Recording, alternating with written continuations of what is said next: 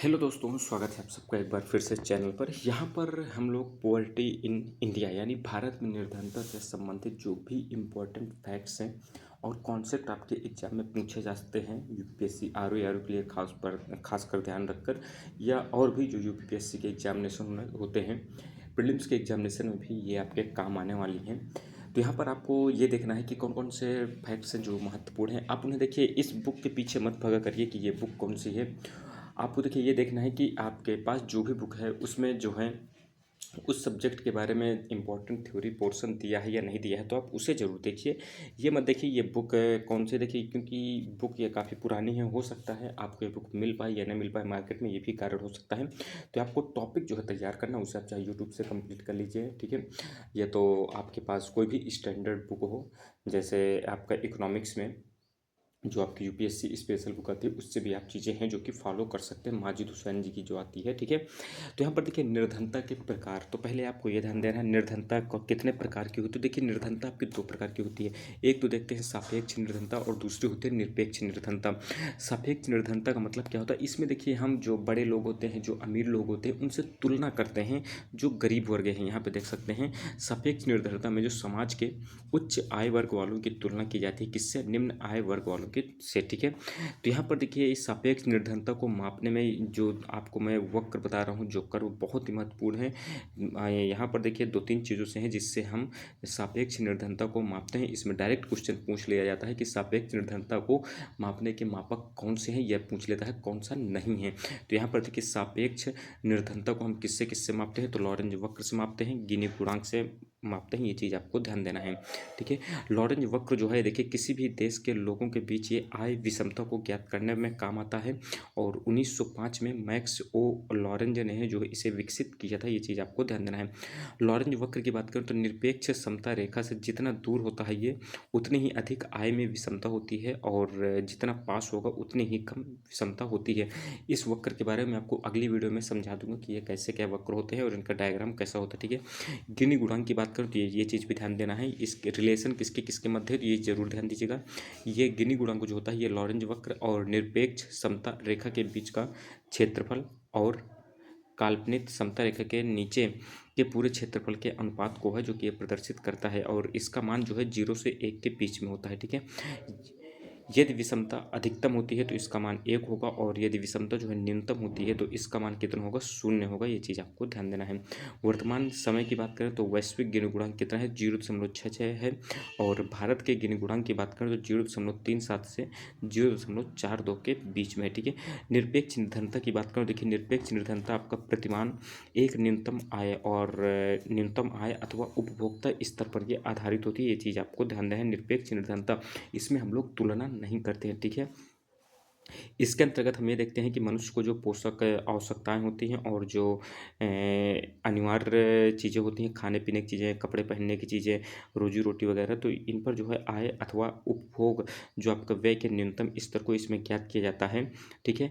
और सर्वप्रथम इसका प्रयोग जो है FAO के जो प्रथम महानिदेशक थे, कौन थे, आर वायर्ड, इन्होंने है जो कि इसका प्रतिपादन किया था, ठीक है। निरपेक्ष निर्धनता की बात करें तो इसको हम लोग हेड काउंट मेथड या सिर गणना विधि भी है जो कि कहते हैं। ये चीज़ आपको ध्यान देना है। भारत में देखिए निर्धनता के मापक की बात करें तो देखिए सर्वप्रथम भारत सरकार के विशेषज्ञ दल द्वारा 1961 में जो है हम लोग पॉवर्टी लाइन के निर्धारण करने का प्रयास है जो कि किया गया था, और इसी विशेषज्ञ दल ने जो है 1960-61 की कीमतों पर 240 रुपये वार्षिक या 20 रुपये मासिक प्रति व्यक्ति आय वाले को हम लोग निर्धनता रेखा माना गया था। यानी यदि जो 20 रुपये मासिक से कम यानी मंथली कम कमाता है तो वो बेरोजगार हो, यानी क्या कहते हैं, निर्धन की श्रेणी में है जो कि आएगा। ये चीज़ आपको ध्यान देना है। आने वाले समय में इसमें हेल्थ को जोड़ा गया और एजुकेशन भी को है जो कि दो जोड़ने का काम किया गया। अब देखिए निर्धनता रेखा मापने के विविध फार्मूले हैं, तो देखिए इनके ईयर जरूर ध्यान दीजिएगा। जैसे दांडेकर रथ फार्मूला, ये देखिए निर्धनता रेखा पॉवर्टी लाइन से संबंधित है और ये 1971 में है जो कि आता है। ये चीज़ आपको ध्यान देना है। इसका देखिए लकड़वाला फार्मूला, ये आपको 1989 में आता, बहुत ही महत्वपूर्ण है। ये चीज़ आपको ध्यान देना है। और इसने जो मापने का फार्मूला दिया था, इसको देखिए नकार दिया गया था। लकड़वाला फार्मूले के अनुसार जो है निर्धनता रेखा का आकलन ग्रामीण और शहरी क्षेत्रों में अलग अलग किए जाने की बात है जो कि कही गई थी, जिसे उस समय क्या कहते हैं नकार दिया गया था। सुरेश तेंदुलकर फार्मूला बहुत ही महत्वपूर्ण है। तेंदुलकर समिति आप लोगों ने नाम सुना ही होगा, 2005 में आती है।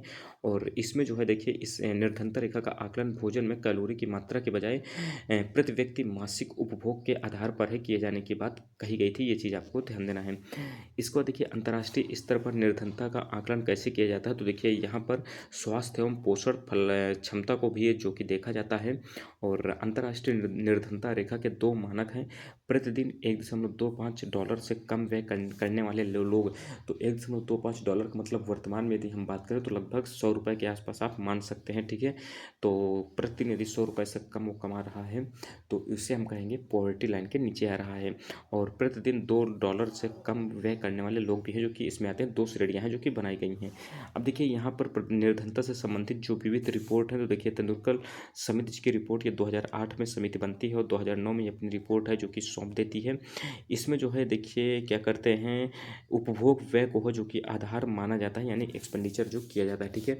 यहाँ पर आगे बात करें, देखिए एनसी सक्सेना पैनल है जो कि 2008 में गठित होता है। और इसमें जो है धर्म और जाति को नए मानदंड के रूप में स्वीकार करने की इसमें सिफारिश की गई थी। वर्तमान में 2002 की मानदंड प्रक्रिया का ही इस संदर्भ में उपयोग किया जाता है। ये चीज़ आपको ध्यान देना है। इस समिति ने इसे और विस्तार करते हुए SC ST OBC और अन्य पिछड़े वर्ग और मुस्लिमों को अतिरिक्त कार्यों की संस्तुति है जो कि कही गई थी, ठीक है। इसको देखिए रंगराजन समिति बहुत ही महत्वपूर्ण है, 2012 में आती है। और उस समय के प्रधानमंत्री जैसे कि आपको पता है कि मनमोहन सिंह जी थे, और उनकी आर्थिक सलाहकार परिषद के जो चेयरमैन कौन थे, रंगराजन जी थे। तो उन्होंने है जो कि ये समिति के अध्यक्ष थे, और इनके साथ जो है 5 सदस्यीय समिति भी रही है, यानी 4+1 जो आपके रंगराजन समिति थे। इन्होंने क्या रिपोर्ट में कहा है कि शहरी क्षेत्रों में यदि प्रति व्यक्ति 47 रुपये दैनिक खर्च और ग्रामीण क्षेत्र में 32 रुपये दैनिक प्रति व्यक्ति दैनिक खर्च करने वाले को गरीबी रेखा से ऊपर है जो कि माना गया। आप बताइए भाई साहब, 2012 में भी सोचने वाली बात है, ये लोग एसी कमरों में बैठकर कैसे क्या रिपोर्ट निकालते हैं। लेकिन अब क्या ही बताया जाए। शहरी क्षेत्रों में बताइए, यदि आप 47 रुपये प्रतिदिन कमा रहे हैं तो आप गरीबी रेखा से ऊपर हैं, और 47 रुपये से यदि आप कम कमा रहे हैं तभी आप है जो कि पॉवर्टी लाइन में आते हैं। आप समझिए उस समय के और वर्तमान में भी इन्हीं सब चीज़ों को आधार मानकर है जो कि हम गरीबी रेखा को मानते हैं। गरीबी रेखा से नीचे और गरीबी रेखा से ऊपर। बताइए इन्फ्लेशन को यदि देखा जाए तो हमें वर्तमान में इन सब रिपोर्ट्स को क्या कहते हैं बदलने की ज़रूरत है और इनको अपडेट करने की ज़रूरत है। इसको देखिए और क्या महत्वपूर्ण, इसमें देखिए और कुछ इतना महत्वपूर्ण नहीं है आपके लिए। इसमें आगे हम बात करते हैं और सब चीज़। देखिए बहुआयामी जो निर्धनता सूचकांक जो आता है नीति आयोग के द्वारा, उसे हम करंट अफेयर में है जो कि फॉलो कर लेंगे। यहाँ पर देखिए निर्धनता उन्मूलन के लिए जो सरकारी उपाय हैं इनके ईयर जरूर ध्यान दीजिएगा। जैसे अंत्योदय अन्न योजना 2000 में आती है, ये चीज़ ध्यान दीजिएगा, अटल बिहारी वाजपेयी जी के द्वारा। इसके बाद देखिए जिला ग्रामीण विकास अभिकरण जो 1999 में आता है, इसे भी ध्यान दीजिएगा। अब देखिए गन्ने, यहाँ पर देखिए 2015 में एक क्वेश्चन आया था, गन्ने का जो उचित एवं लाभप्रद कीमत है जिसे हम FRP कहते हैं, इसको निम्नलिखित में से कौन अनुमोदित करते हो, ध्यान दीजिएगा, बहुत ही महत्वपूर्ण है। तो इसे आर्थिक मामलों की मंत्रिमंडलीय समिति है जो कि इसे अनुमोदित करती है। वहीं देखिए आपका जो कृषि लागत एवं कीमत आयोग है ना, ये जो है MSP को निर्धारित करता है गेहूं चावल आदि फसलों के लिए, ठीक है। लेकिन गन्ने के लिए आर्थिक मामलों की मंत्रिमंडलीय समिति है जो कि रेट को निर्धारित करती है। इसके बाद देखिए सर्वप्रिय योजना इंपॉर्टेंट है, सन 2000 में आती है, ये चीज़ भी आपको ध्यान देना है। अन्नपूर्णा योजना बहुत ही महत्वपूर्ण है, अन्नपूर्णा योजना आपकी सन 2000 में आती है, ये चीज़ भी आपको ध्यान देना है, ठीक है। इसको देखिए मनरेगा बहुत ही फेमस है। ये देखिए 2006 में 2 फरवरी 2006 में आंध्र प्रदेश के अनंतपुर जिले से है जो कि ये स्टार्ट होती है पहले चरण में। पहले चरण के दौरान जो है 2006-07 में ये 27 राज्यों के लगभग 200 जिलों में ही इस योजना का कार्यान्वयन किया जाता है। इसमें जो है सर्वाधिक 23 जिले कहाँ के होते हैं, तो बिहार के हैं जो कि शामिल होते हैं, ये चीज़ आपको ध्यान देना है। इसमें देखिए काम के बदले अनाज योजना और संपूर्ण ग्रामीण रोजगार योजना का भी है जो कि इसी में कर दिया जाता है। और 1 अप्रैल 2008 को इस योजना का संपूर्ण देश में जो कि लागू कर दिया जाता है, और 2009 में इसका नाम बदलकर नरेगा से मनरेगा कर दिया जाता है। इसमें महात्मा गांधी जी का नाम जोड़ दिया जाता है। दीनदयाल उपाध्याय अंत्योदय योजना बहुत ही महत्वपूर्ण, सन 2014 में आती है, ये चीज़ आपको ध्यान देना है, ठीक है। इसको देखिए राष्ट्रीय शहरी आजीविका मिशन, ये सितंबर 2013 में आती है, ये चीज़ भी आपको जो कि है ध्यान देना है, ठीक है। इसके बाद देखिए इम्पोर्टेंट निर्धनता उन्मूलन के जो कार्यक्रम, इसे हम देख लेते हैं। जो महत्वपूर्ण, देखिए ये आपके लिए महत्वपूर्ण है। सूखा आशंकित क्षेत्र कार्यक्रम, ये 1973-74 में आता है। अंत्योदय अन्न योजना, देखिए एक ये आता है 1977-78 में। और वहीं पर जो दीनदयाल उपाध्याय अंत्योदय योजना है, ये आपकी कब आती है? 2014 में आती है।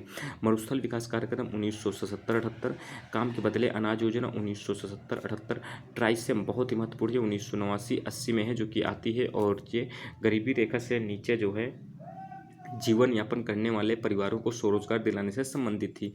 इसके बाद बात करें तो यहाँ पर देखिए ग्रामीण भूमिहीन रोजगार गारंटी कार्यक्रम, जिसे हम आरएलई जीपी कहते हैं, ये 1983-84 में आती है।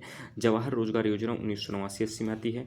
द्वारका जो आती है, ये आपको 1992-93 में आती है। और ये ग्रामीण शिल्पियों को जो समूह होता है उसे संगठित कर आत्मनिर्भर बनाने को लेकर काम करता है, ये चीज़ आपको ध्यान देना है। आश्वासन योजना 1993-94 में आती है। प्रधानमंत्री रोजगार योजना 1994-95 में आती है। इंदिरा महिला योजना जो आती है आपकी, ये 1995-96 में आती है।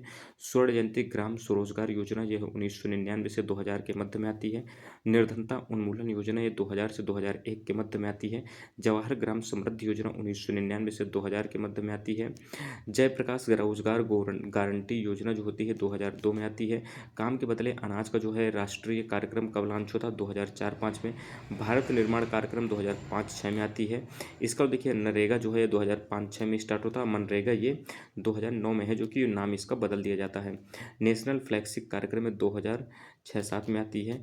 इसके बाद बात करें तो राष्ट्रीय स्वास्थ्य बीमा योजना 2007 में आती है। आम आदमी बीमा योजना 2007 में आती है। प्रधानमंत्री रोजगार सृजन कार्यक्रम 2008 और प्रधानमंत्री रोजगार कार्यक्रम 2009 में आती है। प्रधानमंत्री आदर्श ग्राम योजना जो है 2009 में आती है, ये चीज़ आपको। सांसद आदर्श ग्राम योजना जो है 2014 में आती है। स्वावलंबन योजना 2010 में आती है। राष्ट्रीय ग्रामीण आजीविका मिशन, ये आपकी 2011 में आती है। राष्ट्रीय खाद्य सुरक्षा गारंटी अधिनियम जो आपका आता है, तो फूड सिक्योरिटी को लेकर एक्ट जो आता है 2013 में आती है। प्रधानमंत्री जनधन योजना जो आती है सन 2014 में आती है। मेक इन इंडिया 2014 और डिजिटल इंडिया भी है, जो कि 2014 में है, जो कि आती है, ठीक है। तो इसके बाद देखिए इसके बाद देखिए भारत में बेरोजगारी, इसे हम अगली वीडियो में देख लेंगे। तो यहाँ पर देखिए पॉवर्टी इन इंडिया को हमने देख लिया, जो आपके इंपॉर्टेंट फैक्ट्स है जो कि बनते हैं। बाकी आपका कोई भी कन्फ्यूजन है तो कमेंट बॉक्स में पूछ सकते हैं। और इसी तरह चैनल से जुड़े रहिए, इसमें हम इंपॉर्टेंट फैक्ट्स थ्योरी को देखने वाले हैं। और आप अपनी बुक्स से नोट्स बनाकर इन्हें रिवीजन भी है जो कि कर सकते हैं, ठीक है। मिलते हैं अगली वीडियो में, तब तक धन्यवाद, जय हिंद।